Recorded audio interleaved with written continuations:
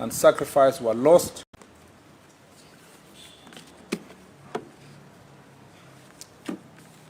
Good afternoon, everyone. Are you ready? Thank you very much. Thank you very much.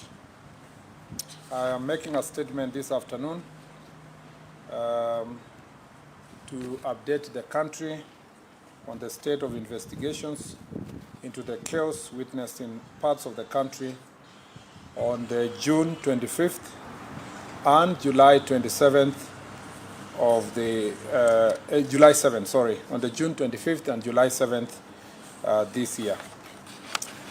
On June 25th of June, 2025 and July 7th of 2025, criminals in different parts of the country visited raw and unprecedented terror on innocent citizens, causing distress, disruption, mayhem, and untold destruction. On these 2 days, marauding gangs of looters and bare-faced anarchists broke into private business in multiple parts of the country, thrusting many individuals and families into poverty. Years of hard work and sacrifice were lost in an instant, leaving hard-working Kenyans staring at losses and financial ruin. In this chaos, 42 Kenyans regrettably lost their lives and close to 600 were injured. Out of these injuries, 496 were law enforcement officers. This is unacceptable. One life lost is one too many. We mourn every life lost and extend our deepest sympathies and heartfelt condolences to the affected families. To those who suffered injuries, loss, and trauma on those 2 fateful days of sheer terror, we say poleni sana. Public facilities also bore the brunt of the destruction. The anarchists targeted police stations, government offices, vehicles, and a hospital. This disturbing trend of targeting police stations, stealing firearms and ammunition points to a coordinated attempt to subvert the state's ability to guarantee law, order, and public safety. When a police post or a station is raided or razed, it leaves the public at the mercy of dangerous criminals. It's our solemn duty as a government to ensure that citizens are safe and secure. Every Kenyan deserves the right to protection, and no one should ever attempt to usurp that duty. The violence and destruction witnessed across the country in recent weeks, however, were on a scale that has never been witnessed before. It is incumbent upon us, therefore, to nip it in the bud with the full force of the law. This is what our people expect of the government, and this is what government will and must do. Kenyans watched in disbelief as the brazen attacks on our security installations unfolded on social media and on live television. At Dagoretti Police Post, for example, the criminals stole guns and razed residential buildings, housing officers and their families. In Kikuyu, a mob attacked government offices, torching Kikuyu Police Station, the sub-county headquarters, National Registration Office, county government offices, the Assistant Chief's Office, the Kenya Forest Service Office, Kikuyu Law Courts, as well as Dagoretti Police Post and police lines. They also partially destroyed the Kikuyu Sub-County Probation Office and damaged 4 motor vehicles belonging to Dagoretti Police Post, including that of the officer in charge. 9 suspects have been arrested to answer to the attack on the Dagoretti Police Post, while others are still being sought.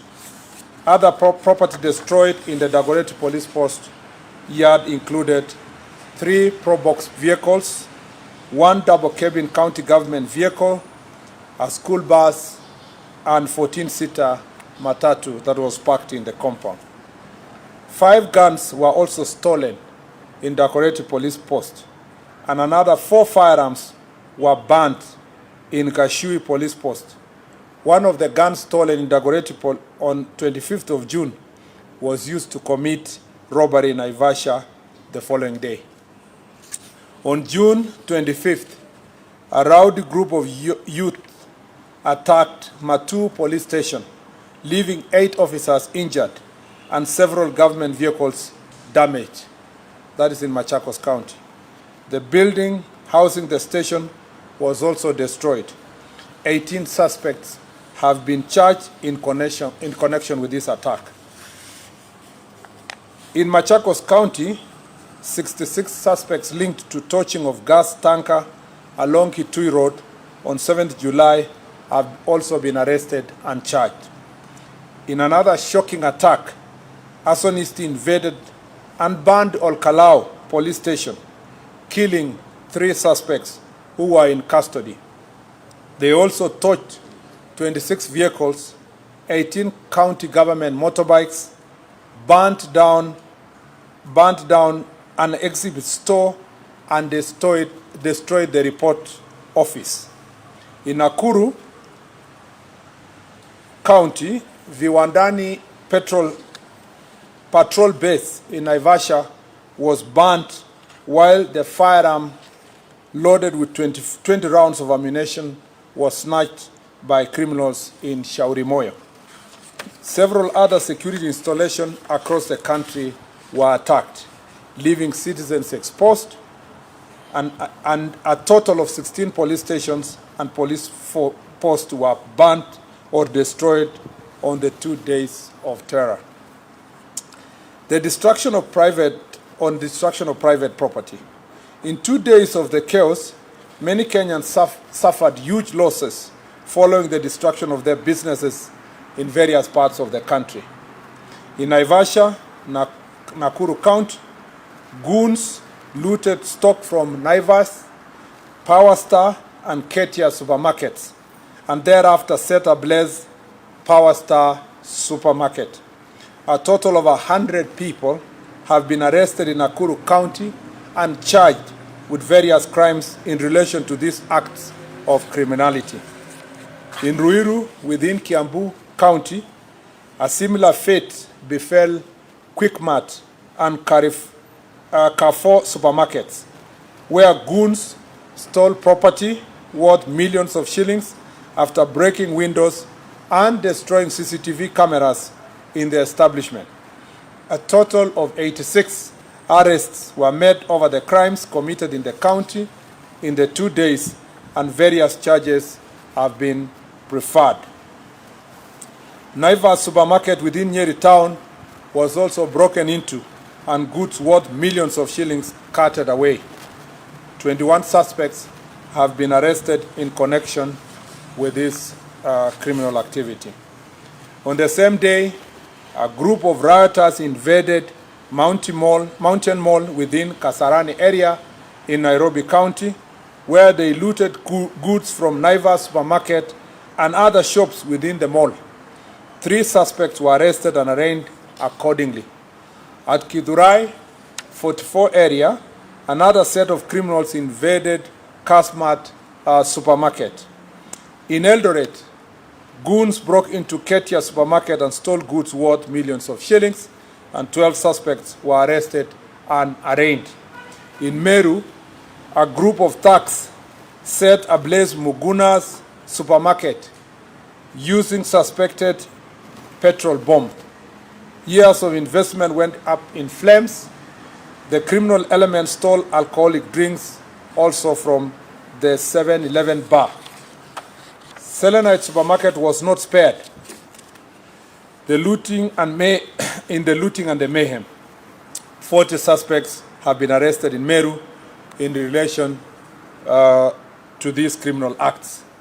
In Kirinyaga County, 21 suspects linked to the looting of Nice City supermarket in Mwea town were arraigned.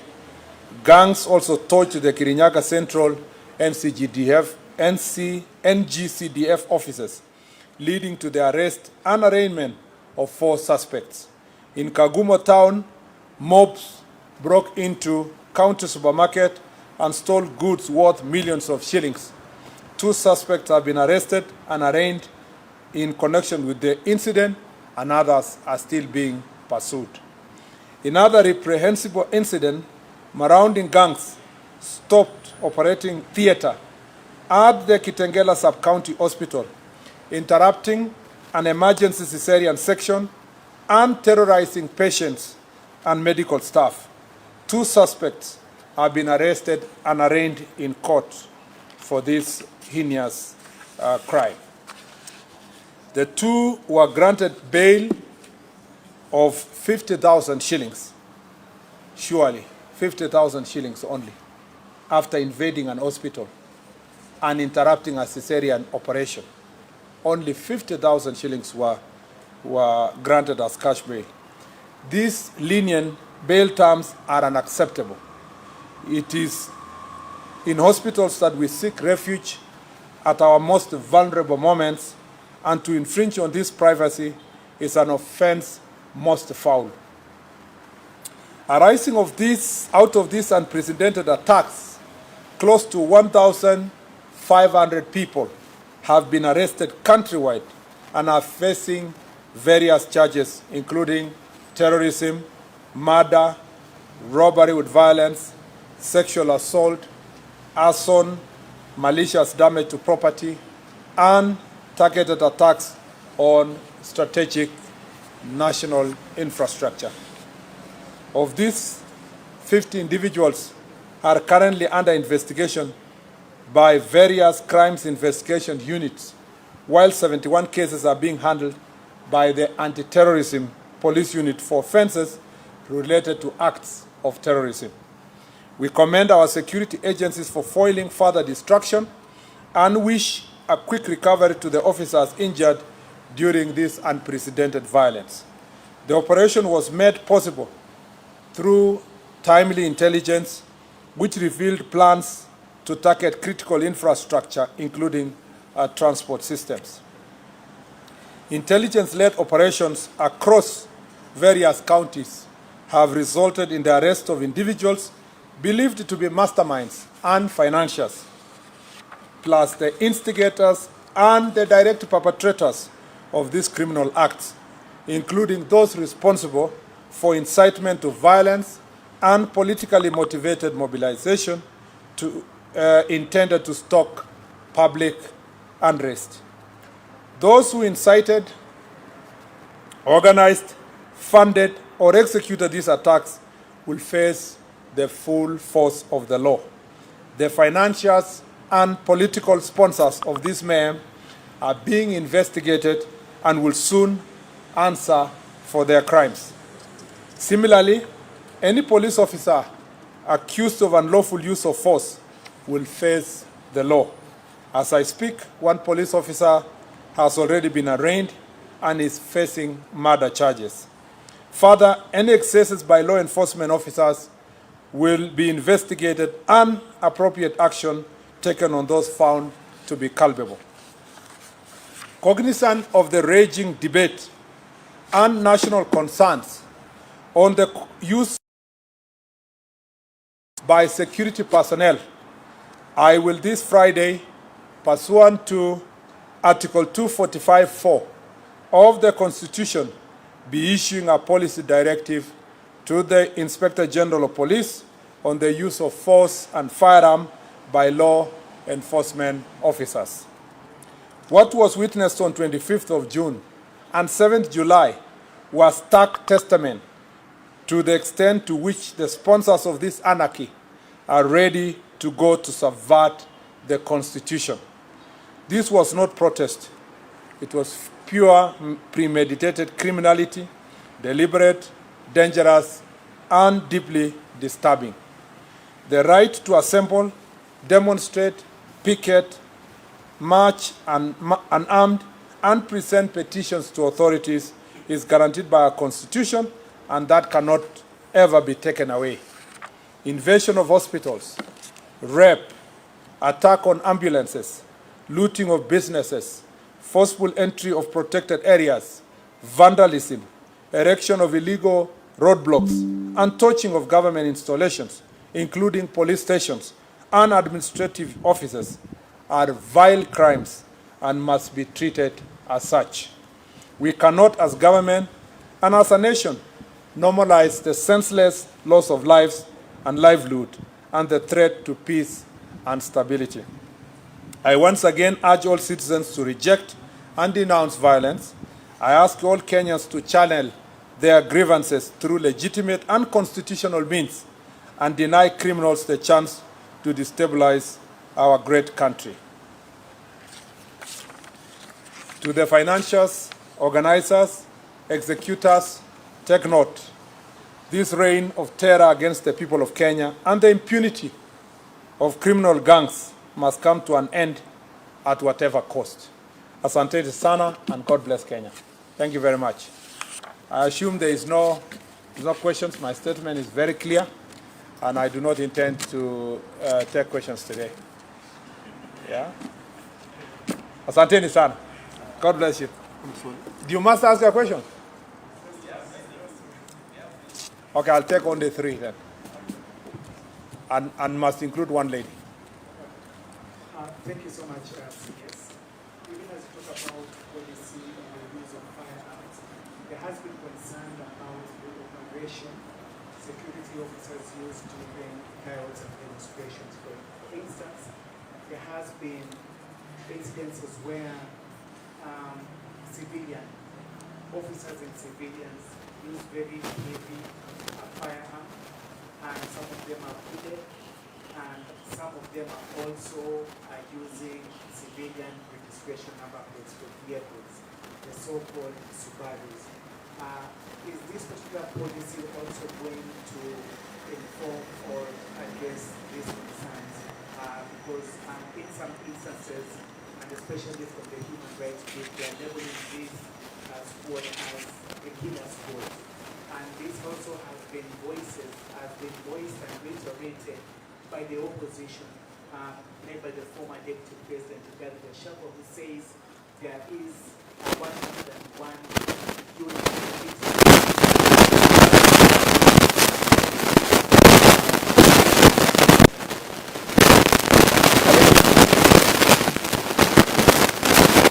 One more gentleman.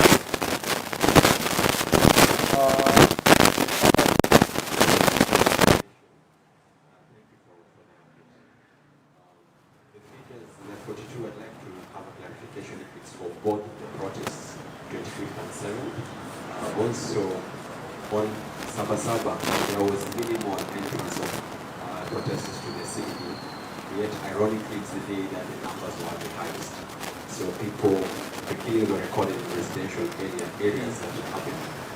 Are we seeing a trend of protests moving away from town and other counties, and what are we going to counter such in the future? Also, Julia Kariuki was one of the protesters in Miami. So she went to police custody. The next day she was arraigned. She went back to the cell. In the morning she was dead. Of course, the police, they released a statement that was clear on that.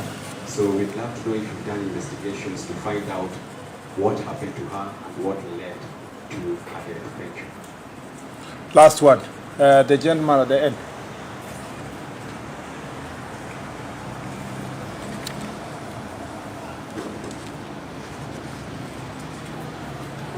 There were reports that foreigners were involved in the chaos. Can you confirm if that is the case? Thank you. Let me say this. First, on the security officers, Seth Olale's question on security officers, how they were dressed, the vehicles they were using, and whether there is a specific team that is meant to kill people. First, let me say this, that a police officer, whether is wearing a uniform or not, is a police officer. And that police officer is bound by the law. There's no rules that excuse a police officer that if you are not in uniform, you can commit crimes or you can kill people. The same law that upholds killing of citizens by a police officer in uniform is the same law that also upholds the same from a police officer who is not in uniform. There are clearly indicated situations where a police officer may not be required to be in uniform. And sometimes when they're doing investigations. And some investigation officers are always embedded in these situations to make sure that they collect the evidence immediately that will help in apprehending criminals. Police officers also, whether they're using a Subaru or walking on foot or using a lorry, are expected also to abide by the law.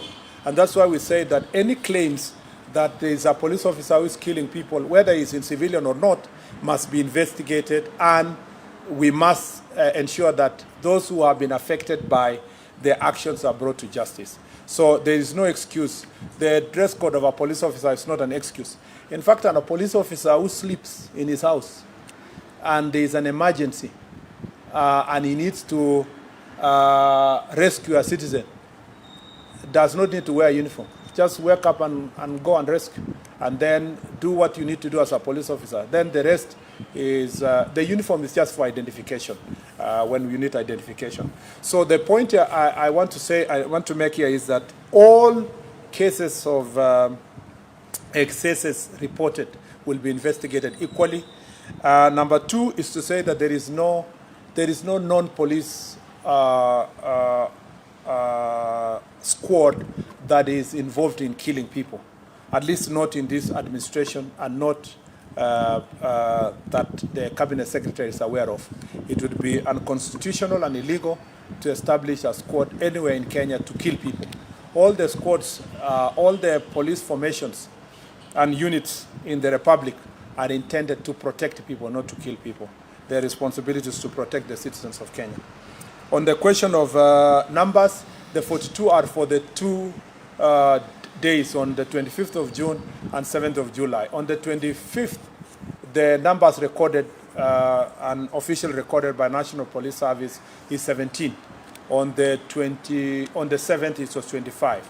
And a good question is, how come even after we have blocked the city, the access to the city, more people died? You see, the criminal activities were happening all over the country. And in that situation, banning of supermarkets, invasion of police stations. In fact, more police stations were invaded outside the city than in the city. And you are right to say that there seems to be a new epicenters outside the city for this kind of protest. By the way, I need to say that, and it's in the statement, that this is unprecedented. In the past, we have had, of course, maandamano across the country, but the ones that are targeting specifically police stations, this is the first time that you can really say police stations are being, specifically targeted, which is a very unique phenomenon, and we are concerned, and that's why some people are being charged for terror, because by the time you're going for police station, your intention is not to pass your message. It's not even your intention to loot. Your intention actually is to undermine the institutions of democracy and peace and security, with an intention of raining terror to the people of Kenya, so that then you leave them exposed and you instill fear on the citizens that there is no constitutional government in place, and therefore citizens are on their own and they can, have to protect themselves, or, from harm, or sometimes also attack other citizens. So at that point, that's why we take seriously the question of terrorism linked to these charges, which has been, it's a subject of debate. It's of course in court, but as a matter of fact, those who read the law should read the Anti-Terror Act and will realize that acts of terrorism include what we witnessed on 25th and the 7th of this July. The other thing that I needed to emphasize here in that regard is that the fact that nearly 1,500 people have been arraigned in various courts. And we must thank our courts, because they have been cooperative in most of the instances to make sure that we get also relevant time for investigation and so forth. You will realize that this administration means business, and the National Police Service means business, when we told the public that people will be held into account. I look forward to successful prosecutions and convictions so that the people of Kenya can begin to separate the wheat from the chaff, and so that we can start knowing, separating those who are exercising Article 37 rights in the Constitution and those who are intended in violence. And then, hopefully, then going forward, after we weed out all these criminal acts and they get severe convictions and punishment, Kenyans will go back, criminals will now leave citizens who want to exercise Article 37 of the Constitution to come to the streets, and the police will be escorting them as they do their protests peacefully. That is what we are looking forward to. And as I've said before, and I wish to emphasize, that my dream is to see a country where peaceful demonstrators in their thousands are walking in the streets, carrying their pamphlets and regalia and paraphernalia, and being escorted by police officers, marching through defined routes and within designed areas, and with time that has been allocated, and in the evening shake hands with the police officers, and everybody goes home without harming the citizens of this country. That is really what is promised by Article 37 of the Constitution, and we hope we can reach there as a nation. The last question was the investigation in Nyeri and other parts. For those who have been injured, as I've said, investigations are ongoing, and we have demonstrated in the recent past that where there is transgression, even in the part of ourselves or even our police officers, we do not take sides. We will make sure that independent investigation take place, and those who are found culpable are brought to justice. And on the presence of foreigners, at the moment we have not, we are yet to deal with that issue fully, but it is true. There is some information that some foreigners who are operating in the city, some of them are involved in various criminal activities, including muggings, including sometimes acts of hooliganism in this town. But the ones who are linked directly to the protest, we will have to look at those who have been charged. And specifically, you see, I have to consult the DCI, and I don't want to consult him here to see if he has arraigned some of those people. But it is true that there are some foreigners in our city who have been involved in the past in various criminal activities. And should we find them also involved in the looting and the destruction that has happened, we'll make sure that they are brought to justice. Asanteni sana. God bless you.